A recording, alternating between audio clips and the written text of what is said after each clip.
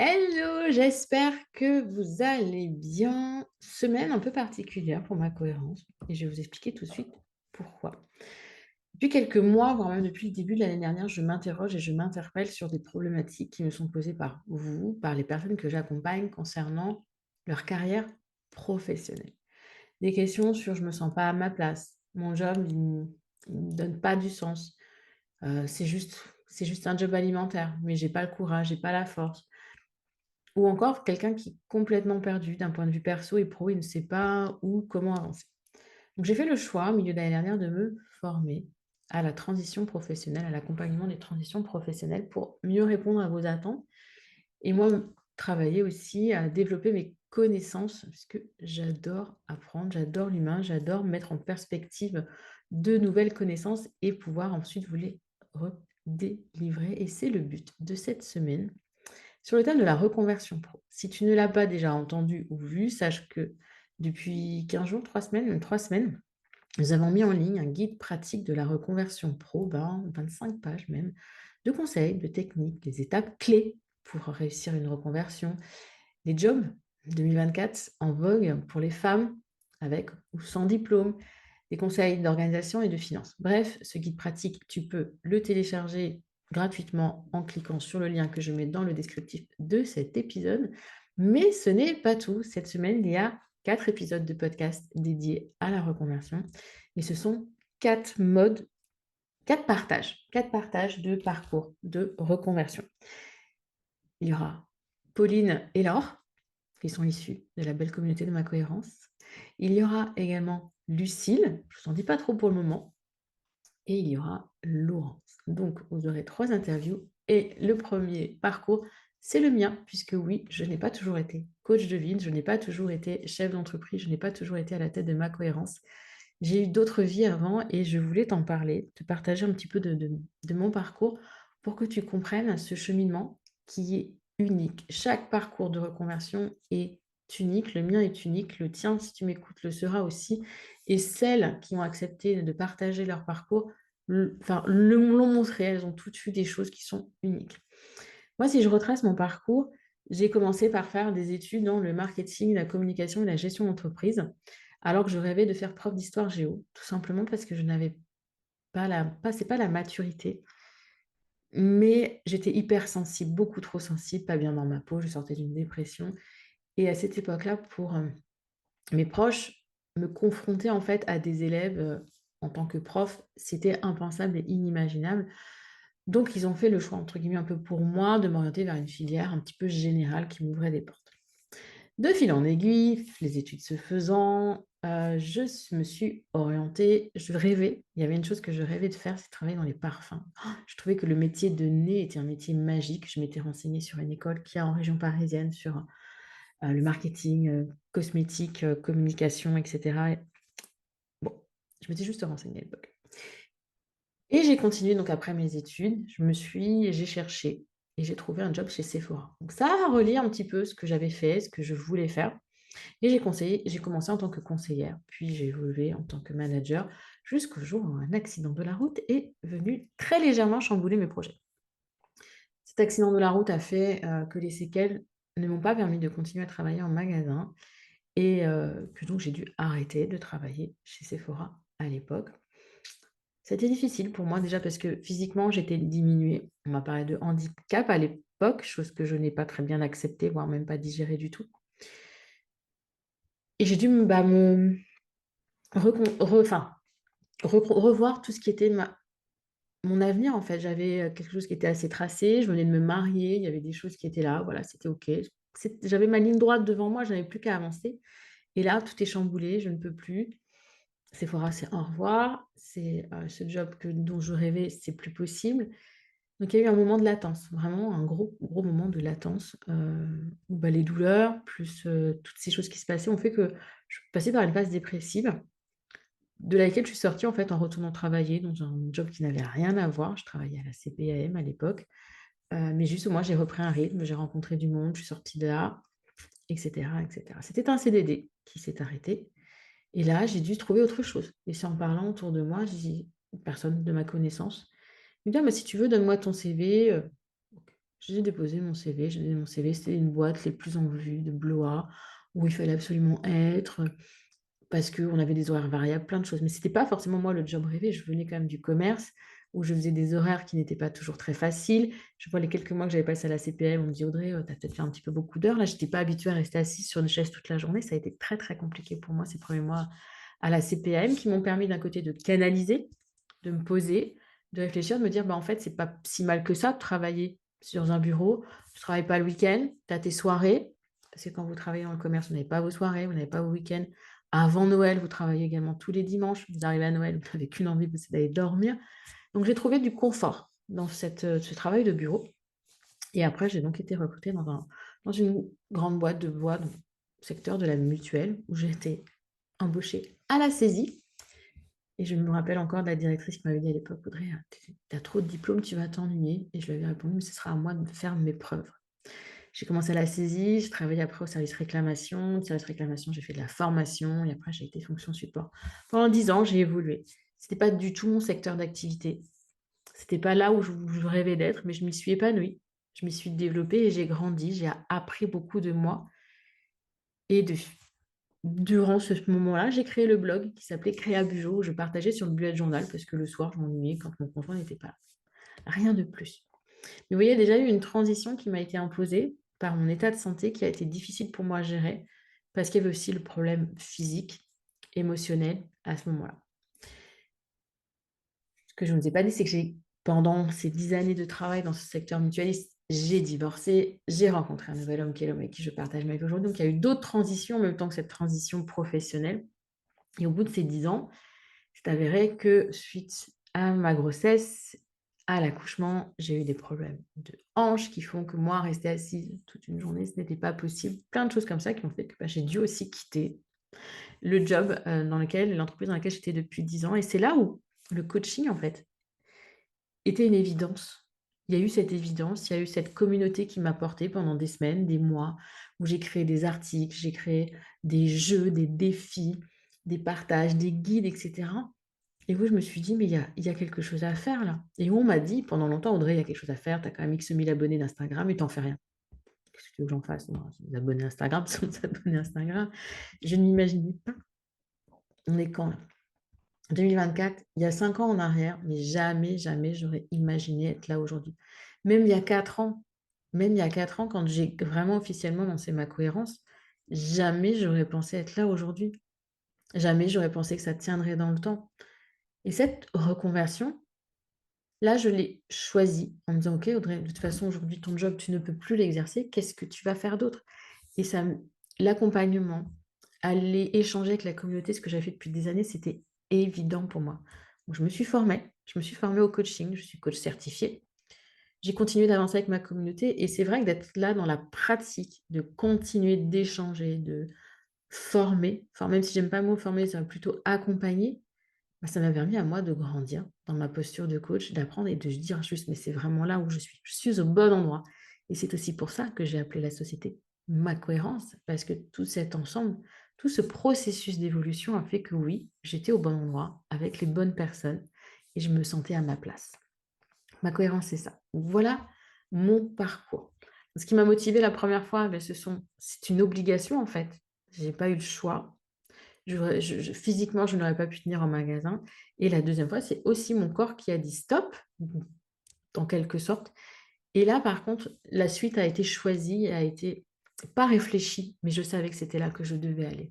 Pourquoi pas réfléchie? Parce que j'ai pas eu besoin bah, de me dire: «C'est là que je veux aller». Je savais que c'était là où je voulais aller, mais il y avait tellement de peur, mais tellement de peur.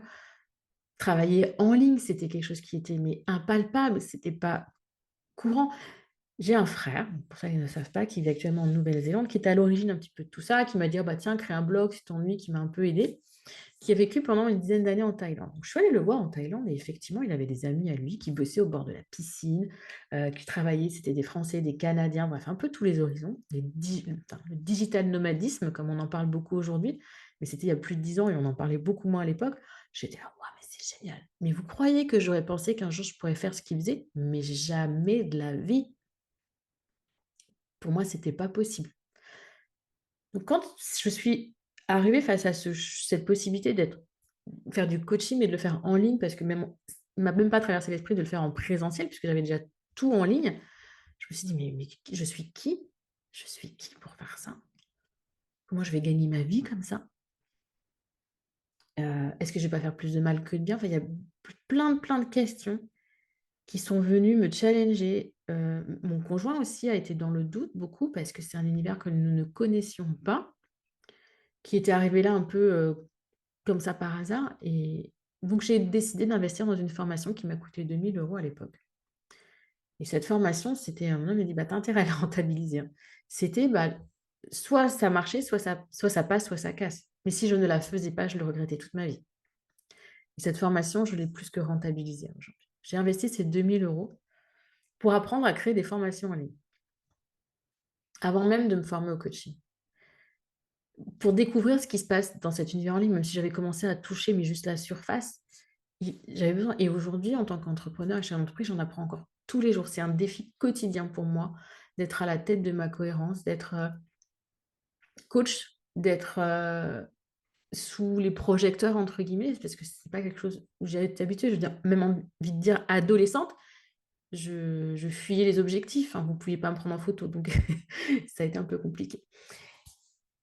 Mais je savais que c'était ça que je voulais. Je savais que d'accompagner ces femmes, je savais que de vous accompagner, ça me nourrissait de l'intérieur. Vraiment, c'était quelque chose pour moi qui me rendait plus que vivante et donc c'était là. Donc mes questionnements, bah, j'ai avancé pas à pas. Vraiment pas à pas, micro pas par micro pas, pour me dire: «Voilà, bah, on avance, on verra bien ce que ça donne. Je teste, on lance. Je reteste, ah ça marche quand même. Ah c'est peut-être qu'il y a quelque chose à faire» et ainsi de suite jusqu'au moment où je me suis sentie débordée et où, j'ai, commencé à déléguer. Mais mes plus gros défis, ça a vraiment été ça et ça l'est encore aujourd'hui, mon syndrome de l'imposteur. On en reparlera sur cette semaine qui, est toujours là pour toquer à ma porte. Mais vraiment, moi, ce que je retiens de tout ça, c'est me former a été vraiment pour moi l'élément déclencheur. Ensuite, en deuxième étape, ça a aussi été de me faire accompagner, de trouver j'ai trouvé ce qu'on appelle des masterminds dans l'entrepreneuriat en ligne, des groupes de travail où il y a un coach qui anime, qui va vous permettre de ne plus être seul parce que dans l'entrepreneuriat, on est souvent seul et donc de vous challenger, d'apprendre des autres avec cet effet miroir du groupe, de grandir ensemble. Enfin, c'est vraiment magique et ça m'a beaucoup aidé à passer certains paliers. Parce que c'est pas évident au final quand vous changez complètement de vie, de job, vous avez vos automatismes, vous avez ça, puis vous entre guillemets, vous avez l'impression que vous allez repartir de zéro. Je ne suis pas repartie de zéro parce que j'ai fait plusieurs années de formation. Donc dans la formation, on accompagne. Dans la formation, on a aussi ce côté, je dois réfléchir. Je me suis beaucoup remise en question quand je formais, dans le groupe mutualiste, en me disant: «Mais c'est moi ou c'est la personne qui comprend pas? C'est peut-être moi qui lui explique pas bien». Donc ça m'a permis vraiment de prendre de la hauteur et ça, aujourd'hui, j'en ai encore besoin en tant que coach. Donc il y a des pans, bien sûr, de ma vie professionnelle en amont qui, aujourd'hui, ne me sont plus utiles, mais il y en a d'autres sur lesquels je peux m'appuyer et ça, je trouve que c'est hyper riche quand on en prend conscience. Et dans tout ce parcours, ce qui m'a été le plus utile malgré tout, bah, c'est vraiment enfin, pas malgré tout, c'est d'avoir vraiment ces business friends, ces personnes à qui échanger. Ça a vraiment été pour moi indispensable d'être accompagnée et de me rendre compte que, bah, j'étais pas toute seule sur ce chemin, que j'étais pas toute seule dans cette transition parce que pour la plupart, elles sont passées par là aussi. Et un autre point, c'est d'apprendre, de continuer à me former tout le temps au maximum, de ne pas rester sur mes acquis et ça, c'est une richesse, que j'ai, c'est une de mes forces, la formation pour continuer à moi grandir, à me développer, à reprendre confiance, à travailler mon syndrome de l'imposteur et après à vous le redonner, vous le «redescendre» entre guillemets à ma manière et c'est ça aussi qui fait grandir ma cohérence. Et une phrase que je ne voulais plus entendre: «Mais tu es folle Audrey, tu quittes ce groupe-là, mutualiste, mais tu as 12 semaines de congés payés, tu as un CE de ouf, tu peux partir en voyage pour 700 € machin nanana, tu fais les horaires que tu veux, tu viens d'avoir ton bébé, tu» enfin, voilà. Ou encore: «Ouais, bon, c'est bien ce que tu fais là, mais bon, si un jour tu veux retourner au salariat, au moins, tu auras des bases, tu auras ça et ça te servira parce que l'entrepreneuriat, ça va pas durer». Je souris aujourd'hui parce que cette phrase, je l'entends moins, c'était mon conjoint qui me l'a dit, qui m'a dit: «Non mais C'est pas grave, Audrey, si tu échoues, de toute façon, tout ce que tu apprends, ça te servira pour le salariat. Parce qu'il était persuadé que j'allais retourner au salariat. C'était une passade, pas que j'allais échouer, mais que j'allais y retourner. Donc et je suis heureuse aujourd'hui parce que ça fait quand même 4 ans, je ne retourne pas au salariat, je n'ai pas l'intention d'y retourner et ce que je véhicule aujourd'hui me correspond à 100. C'est pas tous les jours facile, hein. Ne vous fiez pas aux apparences. J'ai des gros, gros moments de doute, des gros moments d'épuisement parce que tout ce cheminement, moi, sur la reconversion, cette reconversion, je l'ai faite en même temps que je crée ma société. Généralement, quand vous faites une reconversion, vous vous reconvertissez et vous arrivez après à vous créer et cetera. Je dirais que si vous voulez être à votre compte, le mieux est quand même de commencer à créer avant d'avoir fini votre parcours, pro pour vraiment arriver, ne pas partir de zéro, arriver en me disant: «OK, je commence quand même». Voilà, je suis en stade de formation, d'apprentissage et cetera, de posture, mais je commence à poser les briques du après. Un petit temps d'avance, ça fait toujours du bien et c'est d'ailleurs le conseil que je vais vous donner aujourd'hui. Plus vous verrez clair dans votre projet professionnel, plus il sera limpide pour vous, plus vous pourrez avoir des étapes qui se chevauchent. C'est-à-dire anticiper un peu les étapes à suivre parce que quand on est, en transition, on a souvent cette problématique de l'argent. Ça tombe pas du ciel cette chose-là. Donc comment je crée de l'argent? Comment je reçois de l'argent? Comment je vis? Et bien quand on est par exemple, quand on a 1 an, 2 ans de formation, on peut avoir le chômage ou pas, et bah, c'est quand même bien, 6 à 8 mois même avant d'avoir fini sa formation, de se dire: «Mais qu'est-ce que dans 6 8 mois je vais devoir faire pour entamer vraiment, bah, mon parcours pro de l'autre côté?» Essayez toujours d'avoir une longueur d'avance et pour avoir cette longueur d'avance, la meilleure des choses, c'est d'être plus clair possible dans votre objectif. Vous êtes votre pire obstacle, vous êtes celle qui vous freine le plus. Donc essayez vraiment de dégommer vos croyances, de dégommer vos peurs ou pas de les dégommer vos peurs. Mais vos peurs au moins, de dialoguer avec elles et de comprendre ce qu'elles veulent vous dire. Elles ont un message pour vous. C'est une émotion, la peur. Elle est un message pour vous mettre dans le mouvement. Qu'est-ce qu'elle vous dit? Et si vous n'arrivez pas à travailler ça toute seule, je suis là pour vous y accompagner. Sachez-le, officiellement, aujourd'hui, je peux vous accompagner dans cette transition. Je pouvais le faire en amont, mais aujourd'hui, je suis même formée au bilan de compétences. Je fais le choix, par contre, de ne pas me certifier Qualiopi pour l'instant, de ne pas être éligible au CPF, parce que je veux garder ma posture de coach. Et pour moi, aujourd'hui, un bilan de compétences, on fait le bilan de vos compétences, on travaille votre situation actuelle, la connaissance de soi, votre parcours pro. Mais il n'y a pas de travail sur vos peurs, il n'y a pas de travail sur vos croyances, il n'y a pas le travail que le coach peut faire. Donc c'est pour ça que je tiens à garder ma posture de coach et que je choisis de vous accompagner sans le CPF. C'est un choix conscient qui ne conviendra pas, je le sais, à certaines, mais en tout cas, je voulais être transparente avec vous dans ce processus. Et vous voyez, ce processus de la reconversion fait que je continue d'avancer aujourd'hui. C'est pas parce que vous choisissez un métier que ce métier vous suivra toute votre vie. Vous allez dire: «Oui, Maudrey, j'investis des jours, j'investis de l'argent, j'investis du temps». Enfin, tu peux pas me dire que je me reconvertis et que c'est fini après. C'est pas ce que je veux vous dire. C'est que vous pouvez faire un choix aujourd'hui qui ne sera pas celui de dans 10 ou 15 ans. C'est pas un choix définitif et vice versa. C'est pas parce que vous avez fait un choix il y a 10 15 ans que vous devez, entre guillemets, «le subir» aujourd'hui. Évoluez avec votre projet, grandissez avec. Votre vie pro, c'est 40 de votre temps, voire même plus au quotidien. Donc, c'est hyper important d'être épanoui dans son travail, c'est hyper important d'être bien dans son job. Prenez conscience de ça et j'espère que les prochains témoignages de cette semaine vous feront prendre conscience que oui, c'est possible, quel que soit votre âge, quelle que soit votre situation. Prenez-en de la graine, j'ai envie de vous dire. Et vous savez où me trouver. Si vous avez des questions, vous pouvez m'envoyer un mail à audrey@macohérence.com ou sur le compte Instagram le petit du bas, cohérence. Je serai ravie d'échanger avec vous sur vos projets professionnels et je vous dis à très bientôt. Ciao, ciao!